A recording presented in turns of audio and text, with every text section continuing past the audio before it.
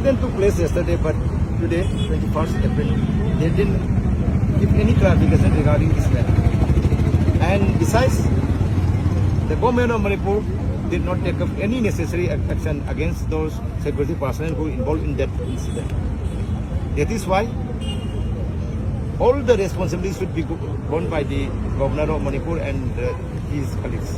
Why? Because he is the sole authority of the Manipur. So he has to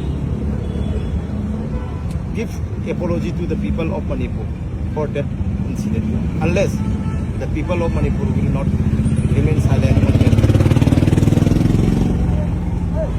The governor of Manipur do not know his job and the responsibility and the area of Manipur.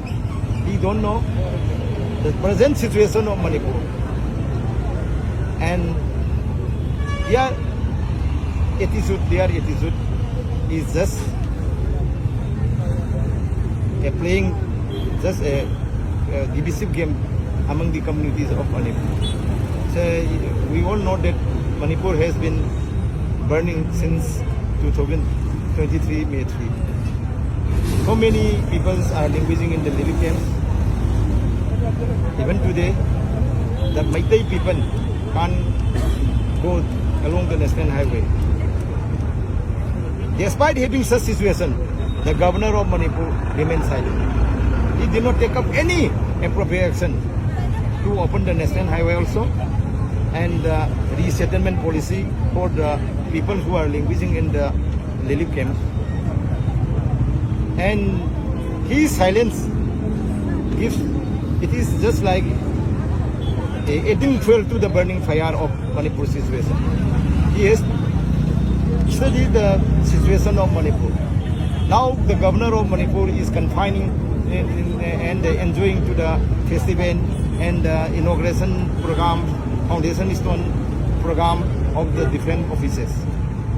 He has forgotten the issues of Manipur. On the other hand, security advisor is deployed here to solve the problem, but he did not work any appropriate policy for solving the problem of Manipur. Why? Because if the crisis is continued so long, security advisor will get his power. If the Manipur violence is over, he will not continue as a security advisor. Only for getting his power, he is trying to create the more and more problem in the Manipur. So we don't allow their attitude and their administrative style. So we condemn all their mute nature and silent spectator. So governor should act appropriately for the people of Manipur. He has to recognize the sentiment of the Manipur people.